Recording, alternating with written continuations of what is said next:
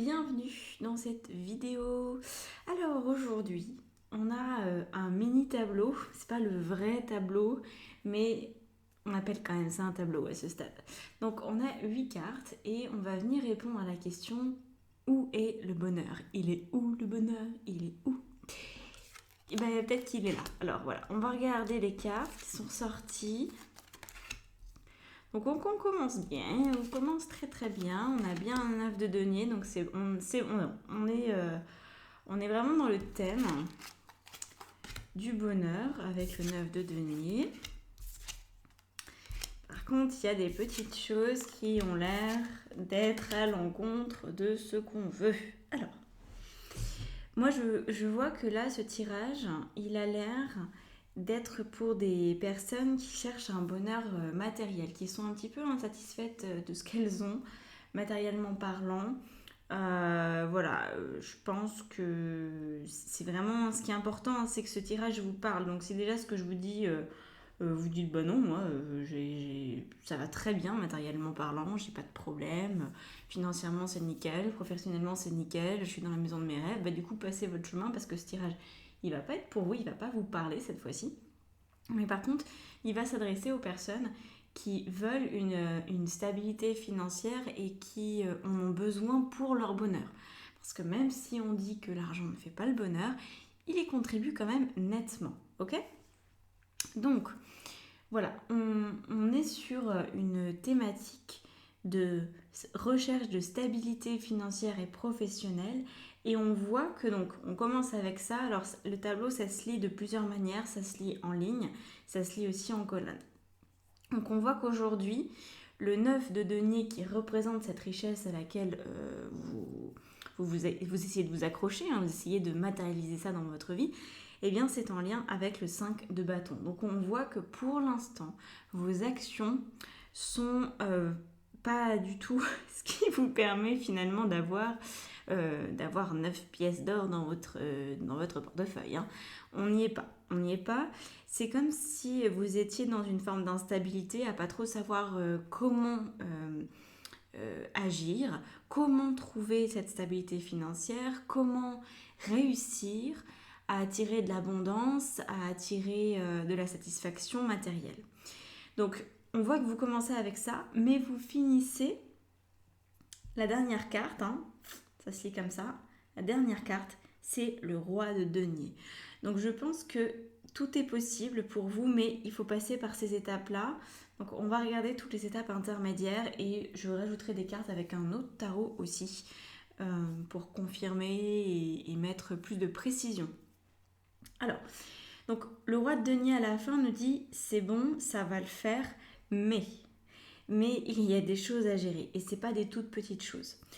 On voit d'abord que quand vous allez obtenir cette stabilité financière, en parallèle, il y a une stabilité émotionnelle. Et c'est peut-être ça le début de l'action et peut-être même la seule action que vous pouvez vraiment mettre en place. On va aller voir parce qu'il y a d'autres trucs là qui sont intéressants, mais on se rend compte que c'est parce que vous êtes perturbé dans vos émotions, peut-être que sentimentalement en ce moment ça va pas bien, peut-être que vous avez un problème dans votre famille, peut-être que vous avez une difficulté relationnelle qui finalement vous impacte et vous fait faire les mauvais choix ou les mauvaises actions ou vous... Comment on dit ça c'est comme si vous n'étiez pas attentif en fait à ce qui se passe, c'est que vous pouviez aussi faire des erreurs parce que votre esprit est un petit peu ailleurs, vous êtes comme préoccupé émotionnellement parlant et donc ça vous détourne.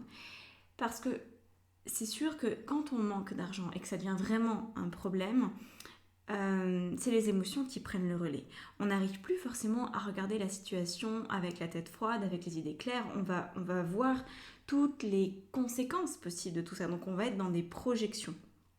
Et c'est, je pense, le premier problème à régler qu'on a là. Donc on parlera plus tard de ça en rajoutant des cartes, en parlant des émotions. Mais là déjà, vous voyez, quand on voit ce conflit dans cette réalité financière et là on voit un autre conflit parce qu'on a un autre 5. Tous les 5, c'est un peu le chiffre le plus facile à retenir hein, dans le tarot. Si vous ne connaissez pas du tout le tarot, vous pouvez retenir que le 5, c'est problème. problème, conflit. Donc il y a un conflit, mais on voit bien que c'est un conflit au niveau de votre tête, de votre mental, parce que là, c'est un 5 d'épée. Là, vous avez un conflit dans la manière de passer à l'action pour obtenir de l'argent, donc c'est un peu stérile votre histoire. Mais là, le premier problème à régler, qui est mis en évidence, c'est le 5 d'épée. Le 5 d'épée qui vient avec le 8 d'épée. Donc on est dans un conflit, c'est-à-dire que vous ne savez pas choisir quelle est la pensée la meilleure pour vous. Dans votre tête, ça se bagarre, c'est un petit peu la foire d'empoigne. Une pensée essaye de supplanter l'autre, peut-être que vous arrivez à générer une pensée positive, à vous dire mais c'est bon, ça va le faire, et puis paf, tout s'effondre. Et en fait, cette situation mène quand même à un stress qui est fort. Alors, on n'est ni sur un 9 ni sur un 10 d'épée, donc c'est quand même un stress qui se gère. Mais c'est quand même une bonne dose de stress. Voilà, c'est pas le stress maximum, on n'est pas dans l'angoisse, on n'est pas dans l'ultra-anxiété, mais on est dans quelque chose qui peut commencer à vous triturer suffisamment pour avoir des difficultés à vous endormir. Peut-être pas à dormir, ça ce serait le 9 ou le 10 d'épée, mais déjà à vous endormir et à penser à autre chose que l'argent en fait. Là je pense que vous êtes un petit peu focus, argent, matérialité, comment je vais faire, j'ai des problèmes financiers, etc., etc., un peu en boucle dans votre journée, même quand vous essayez de ne pas y penser, ça revient dans votre tête. Donc, difficulté à ce niveau-là. Ensuite, on a, donc on va voir pour le régler avec l'extension. Hein. Mais déjà, je vous invite à en prendre conscience. Parce que parfois, on se dit, c'est pas grave, il faut que je le vive. Et puis, la vie va m'aider à régler ça. Ça va se faire tout seul. Ou il y a bien une action que je vais mettre en place qui va finir par fonctionner. En fait, là, on vous dit non. En fait, ça ne fonctionnera pas tant que cette anxiété, elle est là. Donc, il faut que vous puissiez vous discipliner mentalement. Le mental, c'est un muscle, c'est un truc qui se bosse, ok ? Donc, on le bosse en mettant de la confiance dans nos capacités, dans le fait aussi qu'on mérite de réussir, qu'on mérite le bonheur, qu'on mérite l'équilibre financier et même l'abondance financière si c'est ce que vous recherchez et si c'est ce qui vous manque en ce moment. Donc, vraiment, observez vos pensées, pas forcément dans le but de les changer, mais déjà de les observer pour qu'elles aient moins de grippe en fait. Parce que le problème des pensées, quand on les laisse divaguer, c'est un petit peu comme un grappin. Sans faire gaffe, vous vous retrouvez complètement enseveli sous plein de pensées et vous ne savez plus par où ça a commencé, quel est le début du commencement. Et à ce moment-là, ça fait vraiment un sac de nœuds, quoi. Donc évitez le sac de nœuds. Essayez de garder un certain recul sur ça en vous disant, en fait, là, je suis en train de rajouter de l'eau au moulin et je sais que c'est pas ça qui va m'aider, c'est pas ça qui va me soutenir. Mais j'accepte d'avoir ces pensées-là parce que c'est normal, en fait, que j'ai ces pensées-là. C'est normal. Par contre, je leur donne la place que je veux leur donner. Je ne vais pas non plus me rendre malade pour ça. Je ne vais pas non plus être agacée ou presque même agressive parce que j'ai ces pensées en tête dont j'arrive pas à me défaire. Non, je vais pas non plus me culpabiliser parce que si vous rajoutez de la culpabilité, c'est pire, ok ? Donc là, on est sur cette notion d'acceptation des pensées parasites, enfin dites parasites, mais qui ont quelque chose à vous dire, hein, parce que si tout allait bien au niveau de votre équilibre financier, vous n'auriez pas ces pensées, vous seriez beaucoup plus détendu. Donc vous les acceptez, mais vous leur dites aussi, mais voilà, restez à votre place, je vous écoute, je vous entends, je fais tout mon possible en ce moment pour résoudre cette situation, mais je ne rentre pas dans le stress, je ne me laisse pas submerger, je choisis de rester en retrait de ces pensées. Okay. Ici, on a le valet de bâton avec la justice. Alors, ça, c'est très intéressant. Et je pense que c'est là où il y a peut-être encore plus d'éléments à donner parce que je pense que ça, vous en aviez conscience, hein, les problèmes mentaux et le problème des actions désalignées. Vous devez aussi vous en rendre compte parce que c'est des choses qui sont plutôt évidentes. Hein. Si vous êtes habitué de ma chaîne, vous savez, voilà, c'est certainement pas la première fois que je vous le dis de cette manière-là ou d'une autre. C'est des choses auxquelles sur lesquels je demande souvent aux personnes de poser leur attention sur leurs pensées, leurs émotions et leur passage à l'action. Mais par contre, là, on est sur quelque chose d'autre. On est sur quelque chose de beaucoup plus profond et du coup de beaucoup plus invisible. Et ça, je ne sais pas dans quelle mesure vous avez conscience de ce qui se passe. Le valet de bâton nous dit que vous hésitez à prendre la décision de votre vie, mais qu'il va falloir trancher parce qu'on a la justice. Donc je pense que toutes les actions que vous avez mises en place pour l'instant en espérant que ça puisse régler le problème financier, c'était que des décisions avec un esprit de à court terme. Pour le moment, je vais faire ce job alimentaire, je vais prendre cette décision pour pouvoir payer mon loyer du mois. Mais là, on vous dit non. Il faut penser à long terme. Cessez de jouer au politicard. Hein. Vous n'avez pas un mandat de 5 ans, vous avez toute une vie. Vous avez toute une vie devant vous. Donc les décisions là pour votre patrimoine financier, immobilier, professionnel, c'est pas à la petite semaine que ça se gère. C'est sur du long terme avec une vision globale. Et ça, j'ai l'impression que vous n'arrivez pas à y aller, vous n'arrivez peut-être pas tout simplement à vous faire confiance, à vous dire oui, mon projet peut fonctionner parce qu'il semble peut-être lointain ou que vous savez, hein, c'est possible que vous savez que le projet que vous avez en tête va mettre du temps à porter ses fruits.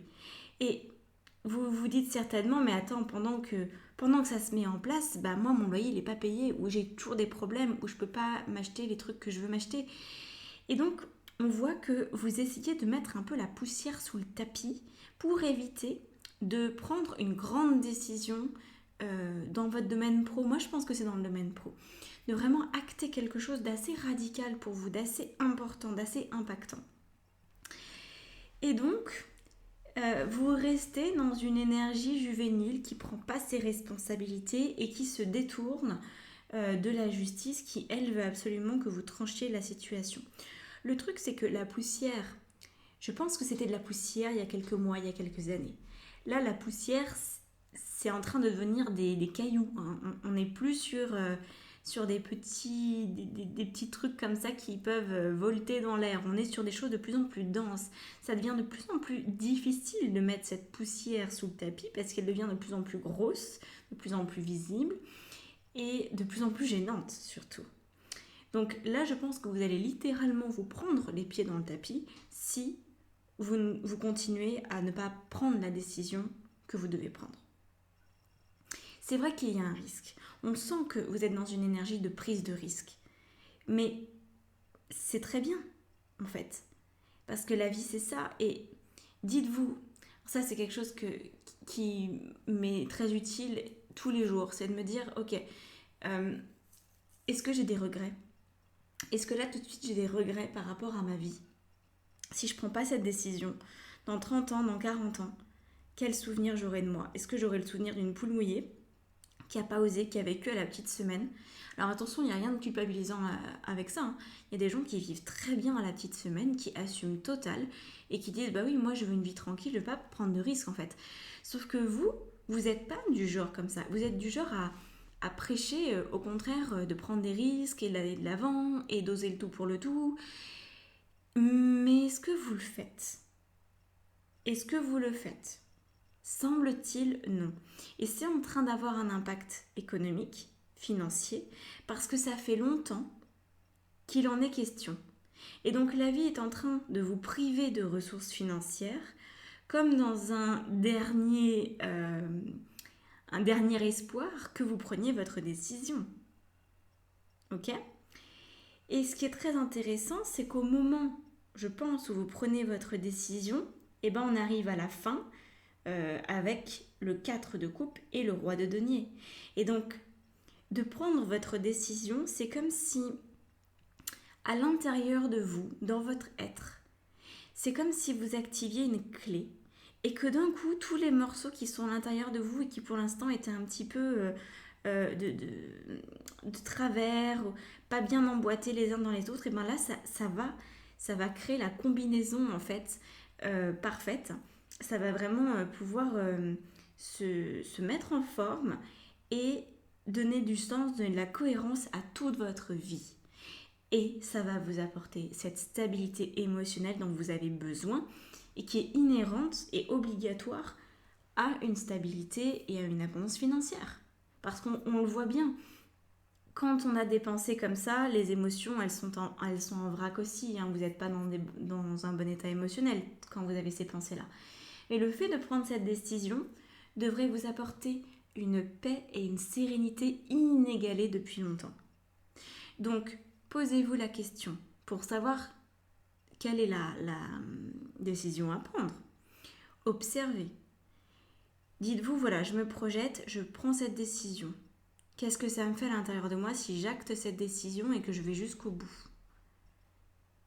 Est-ce que ça crée de la sérénité? Est-ce que ça crée de la paix? Oui ou non? Ok? Donc vous allez savoir de cette manière-là ce qui est juste comme décision à prendre. Parce que si la décision amène encore plus de stress, c'est que c'est pas tout à fait la bonne décision. Alors attention quand même, parce que c'est important que vous travaillez sur la confiance en vous et la confiance en la vie avant de vous poser la question. Parce que par exemple, je me souviens il y a quelques années quand j'étais partie faire mon tour du monde, avant de prendre cette décision-là, j'étais stressée, j'étais pas bien.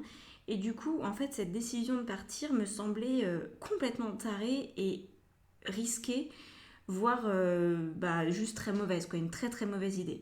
Parce que j'avais peur de ce qui pouvait se passer, parce que j'avais pas confiance en la vie. Je me disais, oui, tu vas partir pendant 1 an, 2 ans ou plus, tu sais pas, et puis après quand tu vas revenir, tu n'auras plus rien, et puis pour trouver un travail, ce sera très compliqué, ta.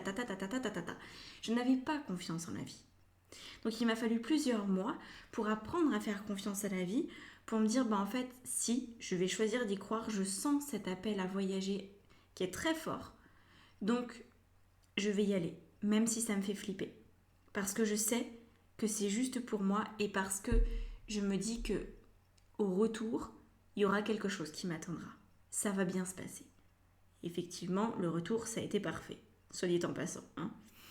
Mais on est sur cette dimension-là. Mettre de la confiance, déjà se rendre compte qu'il y a des actions désalignées et que franchement, ça ne sert à rien d'agir si c'est désaligné. Hein, ça ne fait qu'empirer la situation. Mettre de la confiance en vous et en la vie, comme quoi vous méritez le meilleur et que tout est possible pour vous et que vous pouvez arriver à accéder à vos rêves. Et ensuite, prendre cette fameuse décision en vous projetant dans l'avenir pour voir si ça vous apporte de la satisfaction, de l'apaisement. Et imaginez quand vous aurez 80-90 ans, regardez votre vie un petit peu en arrière en vous disant « Oh là là, à cet âge-là, j'ai pris une décision importante et ça a été un tournant radical et heureusement que j'ai fait ça. » Ou alors est-ce que vous aurez des regrets? Donc vraiment, faites cet exercice de conscience. Et ce qu'on obtient à la fin, c'est ce que vous voulez. C'est le roi de denier, c'est-à-dire c'est l'abondance, c'est l'autonomie financière, c'est tout va bien, et pip, hurrah quoi. Alors, on va rajouter des cartes avec un autre tarot. Un tarot que je sors pas très souvent. Le tarot de Thoth d'Aleister Crowley. Il n'est pas connu ce tarot. Et je l'aime beaucoup, mais il est très trash. Donc je vous le dis quand même. Il est très trash. Donc là, on va passer à l'extension. Hop. On va voir où ça nous mène. Alors, si vous voulez participer, parce que cette extension, elle est sur don libre en fait. Hein. Je vais vous montrer les cartes, je vais tout vous expliquer. Mais si vous voulez me faire un don, si vous voulez soutenir mon travail, il y a un lien PayPal dans la barre d'informations sous la vidéo. Et vous pouvez me donner 1 euro, peu importe en fait. Hein. C'est à la hauteur de vos moyens financiers, encore une fois. Mais voilà. J'ai décidé de ne pas faire payer cette extension à un tarif fixe et de vous la montrer, tout simplement. De vous partager toutes les pistes qui sont disponibles. Et le lien PayPal, en fait, je vous le dis parce qu'il y a souvent cette question, vous n'avez pas besoin d'avoir un compte PayPal. Vous pouvez payer avec une carte de crédit, il n'y a pas besoin d'avoir un compte. Alors, qu'est-ce qu'on va rajouter sur... On me dit d'abord le valet de bâton. Alors, sur le valet de bâton... On va rajouter la princesse de coupe. Ok. Très bien. Sur la justice, on a la force. Pas mal. C'est le 9 de bâton. Alors ils ont des petits noms, hein, c'est pas tout à fait comme d'habitude. Elle s'appelle la force, mais c'est pas l'arcane de la force, c'est le 9 de bâton. Voilà. Alors ensuite, là on a le 3 de denier qui vient ici dans les problématiques du début. Intéressant, as de coupe. On voit là, on a un as de coupe que c'est vraiment relié à votre sphère émotionnelle, là, tout ce qui se passe. Hein. Si vous galérez, c'est parce qu'émotionnellement, il y a quelque chose qui vous dérange dans votre vie en ce moment. C'est pas que l'aspect financier, je pense que c'est un petit peu un méli-mélo de plein de trucs. Et vous essayez de vous en sortir, mais voilà. Hein. Voilà. Alors, on a l'étoile et enfin, on va terminer avec le roi de denier. Ouh, le 7 d'épée, la futilité. Ici, on a quoi? Le chevalier de disque au dos et là, le 6 de coupe. Ok, ça marche. En 2 de deck, hein, le 6 de coupe.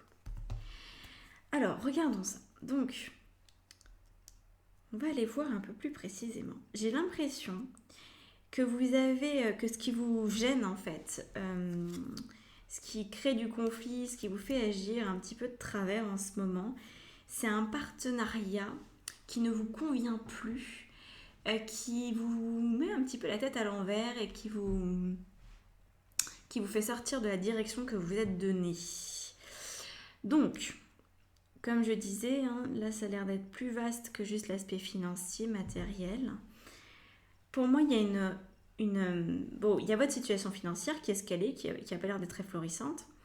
Mais il y a, dans le fond, au-delà même de la décision que vous devez prendre, il y a aussi... tout ça, c'est tout relié. Hein, donc, à vous de me dire, vous me direz en commentaire si c'est comme ça aussi dans votre vie, si ça semble tout relié. Mais moi, c'est vraiment ce que je ressens. Que là, tout est vraiment... entremêlés et il faut arriver à discerner un petit peu le début, le milieu, la fin, c'est pas très évident. Donc, j'ai l'impression qu'il y a une relation que vous entretenez avec quelqu'un, ça peut être une relation professionnelle, ou ça peut être un autre type de relation, encore une fois, familiale, sentimentale, amicale.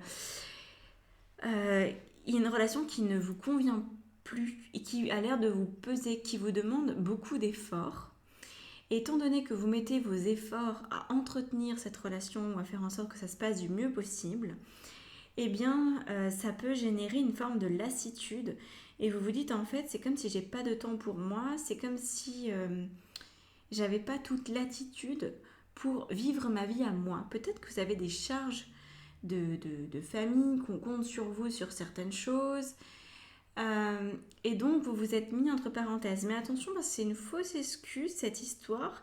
C'est-à-dire que vous vous êtes mis dans une situation, je pense, assez verrouillée, en tout cas la plus verrouillée possible, hein, pour éviter de prendre cette fameuse grande décision. Parce qu'à mon avis, ça fait longtemps que vous savez que vous devez prendre cette décision. Voilà la sensation que me font l'as de coupe et les travaux. Parce que le 3 de denier nous dit que quelqu'un compte sur vous. Alors ça peut être un collègue, ça peut être une relation de travail. Moi je sens que quelqu'un compte sur vous, quelqu'un a besoin de vous dans son quotidien. Et ça vous pompe l'air. Clairement, ça vous pompe l'air. Avec l'as de coupe, c'est vraiment ça. Hein. Vous êtes un peu la coupe là, ouverte, disponible, vous donnez votre énergie à l'autre. Et du coup, vous oubliez un peu vos rêves. Et je pense que c'est la vie, essaye de vous montrer ça aussi, que vous êtes en train de vous oublier. Et comme une conséquence logique de la situation, vous avez de moins en moins de ressources financières. Mais c'est vraiment dans le but de vous réveiller, de vous électriser, pour que vous vous rendiez compte que là, vous êtes en train de donner beaucoup trop de place à l'autre, ou à une partie de vous. Ça peut aussi être une partie de vous, hein. Quand on parle de relations sentimentales, ça peut aussi être une partie de vous que vous entretenez trop.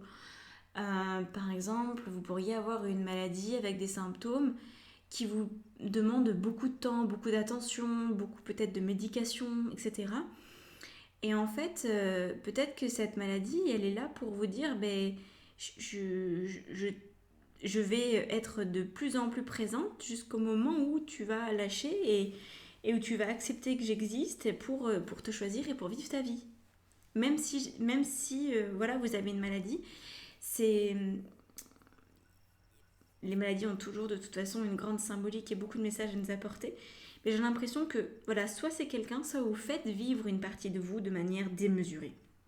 Par exemple, vous allez vous, vous considérer comme quelqu'un qui a toujours besoin de beaucoup dormir, de beaucoup de sommeil. Même les jours où vous avez pas forcément envie de dormir, vous allez vous mettre sur le canapé plutôt que de prendre une décision ou de faire des choses qui pourraient vous aider pour la suite. J'ai l'impression que vous vous trouvez des excuses, que ça soit avec des parts de vous-même que vous laissez, auxquelles vous laissez prendre trop de place, auxquelles vous donnez trop de place, ou alors quelqu'un d'autre qui compte sur vous, qui a appris à compter sur vous, et du coup, bah, vous êtes devenu indispensable, donc maintenant c'est un petit peu compliqué de sortir de cette routine. Alors, au niveau des pensées, tout à l'heure qu'on avait un mental très très actif, bah, on a la princesse de bâton, une carte très très rougeoyante, hein, qui nous dit effectivement que là vous êtes un petit peu tout feu tout flamme, mais dans ce côté tout feu tout flamme, dans toutes ces pensées qui vous inondent, il y a une vérité, il y a votre vérité qui cherche à s'exprimer. Donc moi je pense que toutes ces pensées, elles ne sont pas à mettre à la poubelle, et qu'il y en a une qui vient vous dire quelque chose de vraiment intéressant, de vraiment important. Donc peut-être que ça serait bien que vous notiez vos pensées en rapport avec ce sujet. Pour moi, c'est par l'écriture que j'arrive à extérioriser. C'est un peu compliqué si je l'évoque simplement à haute voix ou même dans ma tête parce que du coup je perds le fil. Après, je pars dans mes pensées. C'est bien d'avoir un carnet et puis d'écrire. Voilà, pensée numéro 1, enfin numéro 1, numéro 2, numéro 3, et puis on y va, on liste le truc pour savoir un petit peu où on en est, et encore une fois, on se discipline. Surtout, ne partez pas dans un journal intime à dire tout ce que vous ressentez, tout ce que vous pensez, parce que après ça va être brouillon, vous n'allez plus vous y retrouver. Et votre mental va jouer avec ça. Restez assez organisé quand vous listez vos pensées. Faites des tirets ou mettez des numéros pour vraiment pas partir dans un truc tarabiscoté. Donc allez voir vos pensées. Attention, vos pensées, pas vos émotions. Faites bien la différence. Par exemple, je me sens déprimée, c'est pas une pensée.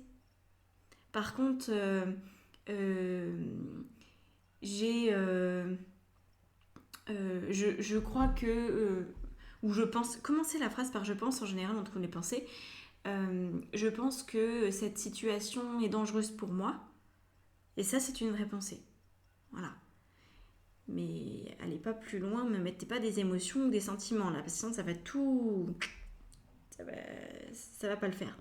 Donc peut-être faites une liste, ou alors, c'est possible, que quand je vous en parle là, qu'il y a votre intuition qui essaye de percer à travers toutes ces pensées, c'est possible que vous ayez là, sur cet instant, la pensée qui correspond à votre bonne étoile qui essaye de vous guider. Hein, là, c'est votre être de sagesse, c'est la part de vous qui a tout compris au schmilblick et qui sait exactement où vous devez aller, qui essaye de s'exprimer, sauf que l'étoile, on est dans une énergie qui est douce, qui est tranquille, qui est paisible.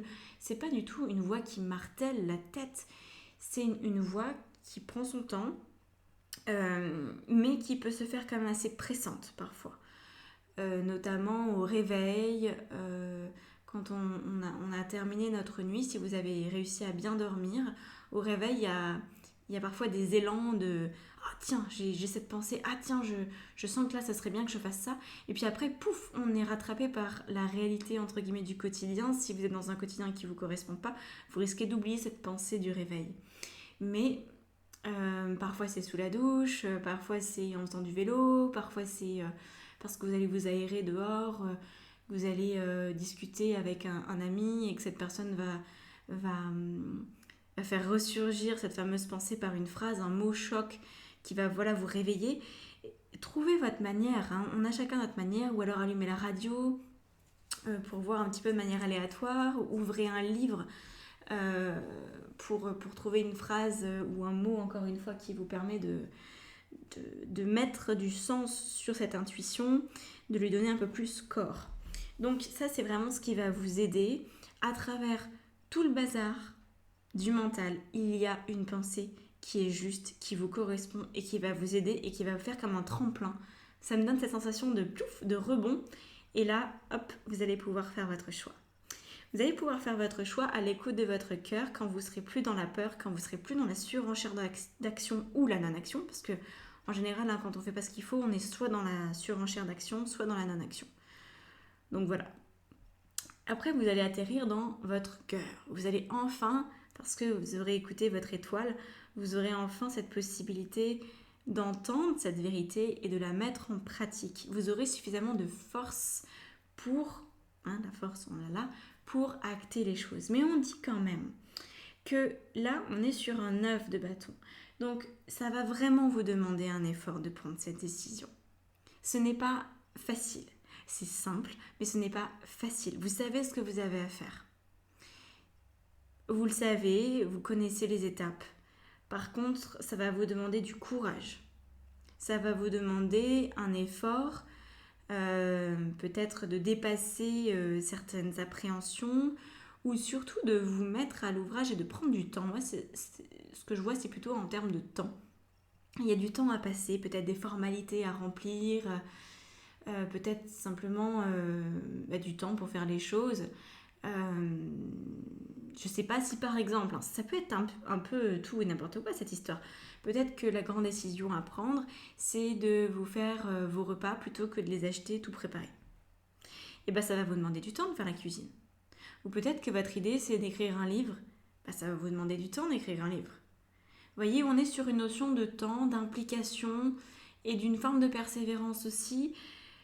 Donc voilà, on a l'impression là d'être dans un petit train à crémaillère et c'est vous qui êtes le moteur pour que le train il monte la colline. Hein. Voilà, donc c'est ok. Si vous devez faire un effort, c'est que c'est juste parce que là, apparemment, vous êtes dedans. Alors, en plus, ça me fait penser à beaucoup de mes clientes en ce moment que j'accompagne et qui me disent qu'elles ont des problèmes avec l'effort. Et ça, c'est souvent, voilà, j'ai beaucoup de clients qui ont du mal avec l'effort, donc c'est peut-être aussi, vous êtes peut-être aussi concernés, notamment ceux qui sont TDA, ils ont souvent cette problématique, donc je comprends, c'est pas facile, mais ça s'arrange quand on sait pourquoi on le fait et quand on veut pas avoir de regrets à la fin de sa vie, quand on veut vivre sa vie pleinement et arrêter de se trouver des excuses en vivant pour les autres, hein. En essayant de sauver quelqu'un qui n'a rien demandé, par exemple, vivez pour vous. Franchement, vivez pour vous. Ce qu'on obtient à la fin, on a le 7 de bâton. Alors, le 7 de bâton nous parle de la valeur. Vous allez trouver votre plus grande valeur. Et pour moi, il n'y a pas de hasard. C'est-à-dire que les mots dans la langue française, et dans peut-être même toutes les langues, mais la langue française est particulièrement joyeuse et pleine de sens. Quand on dit, voilà, je n'ai pas de valeur, souvent les gens qui vont dire ça n'ont pas d'argent. Et comme là, vous n'avez pas trop la sensation d'être capable de prendre cette décision, etc., quelque part, et c'est pour ça que je vous disais de bosser sur votre confiance en vous, vous ne vous donnez pas la valeur qui est la vôtre. Donc comment vous voulez être dans un bonheur financier, vous ne pouvez pas. Donc la valeur, mettez toujours plus de sens que ça pourrait en avoir au premier abord. C'est votre valeur. Et quand vous êtes dans ce qui est juste pour vous, votre valeur, elle devient évidente. Vous la ressentez, vous sentez que vous êtes à la bonne place, vous sentez que c'est aligné. C'est un petit peu comme moi avec les cartes et avec le tarot, tout ce que je peux vous proposer. Je sens que je suis à ma place de faire ça. Je n'ai pas de place ailleurs. Et il faut que j'accepte que ce soit comme ça en fait. Donc, ma valeur, elle réside dans ma capacité à tirer les cartes. Elle réside dans ma capacité à vous fournir des informations, à être dans mon intuition, à être dans la médiumnité. Je ne sais pas faire grand-chose d'autre que ça. Je pourrais me dire, t'es nul, tu sais pas faire d'autres trucs. En fait, non, je peux pas me dire ça parce que j'ai cette valeur-là et cette valeur, il faut que je l'exploite. Il faut que j'aille au bout, il faut que j'en fasse quelque chose, que je suive mes rêves en lien avec cette valeur qui m'appartient et pas que je la mette sous le tapis parce qu'elle est trop présente, elle a trop besoin de s'exprimer. Donc ça, vous allez en fait tellement vous sentir à l'aise émotionnellement parlant, même si au niveau financier, tout n'est peut-être pas réglé parce qu'on a dit que vous devez penser à long terme. Donc effectivement, à court terme, vous n'aurez peut-être pas des retombées économiques tout de suite. Mais vous aurez la sensation de faire exactement ce qu'il faut. Et d'être vraiment aligné, et d'être vraiment raccord avec vous. Et comme vous aurez confiance en la vie va trouver tout un tas de parades pour vous permettre de ne pas manquer d'argent, pour vous permettre d'avoir ce dont vous avez besoin, en attendant que la valeur se développe et que ça devienne des pièces sonnantes et trébuchantes. Ici, on a le 7 d'épée. Le 7 d'épée qui vient sur le roi de denier. Alors, ce 7 d'épée là s'appelle la futilité. Je ne suis pas du tout d'accord avec cette interprétation du 7 d'épée. Je vais vous dire pourquoi, parce que, bon, ça peut être vrai dans certains cas, mais là, clairement, avec le roi de denier en dessous, c'est pas du tout ce que je ressens. J'ai plutôt la sensation que vous vous étiez dissimulé à vous-même votre plus grande valeur. Et quand vous allez vous rendre compte de votre potentiel, quand vous allez vous rendre compte de vos capacités, et que vous allez pas seulement vous en rendre compte, mais les mettre en place, parce que je pense que quelque part vous savez déjà, hein. Mais bon, prenez votre temps, quoi. Quand vous allez cesser de prendre votre temps et vous mettre en action, poser cette fameuse décision et commencer à développer votre activité, cette faculté que vous avez, qui vous est particulière, qui vous est propre, vous allez vous rendre compte que ça va beaucoup mieux, que tout s'améliore. Et je pense que ça va avoir beaucoup d'impact dans votre entourage, à tous les niveaux. Parce que, étant donné que vous allez être de plus en plus vous, tout va se redisposer. C'est la même image qui me vient que tout à l'heure avec la clé qui tourne et puis tous les morceaux qui s'assemblent et hop, enfin on obtient notre propre code secret, quoi. C'est comme si vous alliez vous comprendre. C'est comme si vous vous rendez compte de qui vous étiez profondément, véritablement. Voilà. Alors on va terminer avec un petit message des anges. J'ai envie de rajouter ça. Je sens que c'est opportun. Donc, allons-y. Le petit oracle des anges gardiens nous dit que vous avez la carte arc-en-ciel. Tu es une perle, bien que tu n'en sois pas conscient. Même dans les moments les plus noirs, tu ne cesses de briller, tu es entouré d'une aura d'amour. Un pont d'or t'attend par-delà l'horizon. Tout va s'éclairer bientôt. Garde confiance et continue de poursuivre tes rêves, tu es béni pour l'éternité. Magnifique, magnifique, magnifique. Vous voyez ? J'aime bien parce que c'est un résumé. Là, quand vous vous rendez compte avec ces toiles, parce que là, ça va sur les 4 cartes, quand vous vous rendez compte de qui vous êtes, de ce que vous pouvez mettre en place, et que c'est bien de penser à long terme et que vous êtes capable de plein de choses finalement, hop, on enchaîne ici avec la patience parce que vous allez penser à long terme. Donc il faudra prendre votre temps, non pas pour vous mettre en action, mais pour récolter le fruit de votre travail. Donc on nous dit ici, la patience est de rigueur en ce moment. Tu dois sentir que tout n'évolue pas aussi rapidement que tu le voudrais. Et pourtant, les choses bougent énergétiquement. Le problème qui découle de la situation actuelle évolue aussi positivement. Lâche prise et sois patient. Tu te rendras peut-être compte que ce que tu vis est une bénédiction. Chaque chose est parfaite telle qu'elle est. Et confiance, tu es aimé et guidé pour l'éternité. Voilà. Donc, mettez tout en place. Parce que ça va porter ses fruits. Cultivez la confiance si vous avez besoin d'être coaché là-dessus, sur la confiance. Si vous voulez une guidance personnalisée, vous trouvez tout ça dans la barre d'informations sous la vidéo. Et si vous voulez me faire un don, tout simplement aussi, il y a le lien PayPal. Moi, je vous dis franchement, j'aimerais savoir dans quelques semaines, dans quelques mois, ce que vous en avez fait.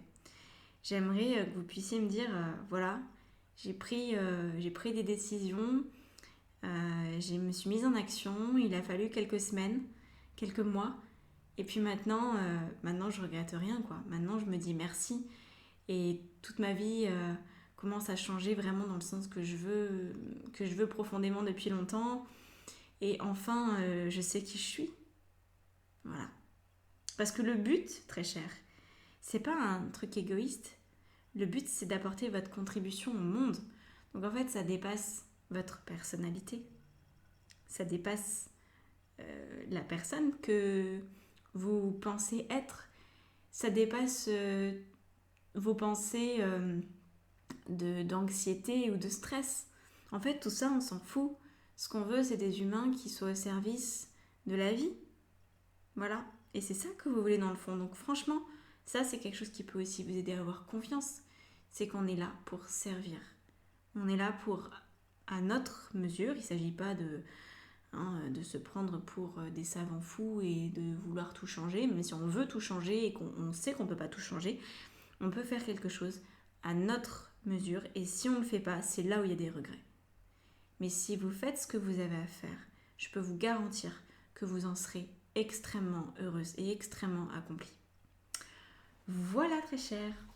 Donc, je vous laisse là-dessus et je vous souhaite une très très très belle journée, soirée, quel que soit le moment où vous allez voir ce tirage intemporel. À bientôt.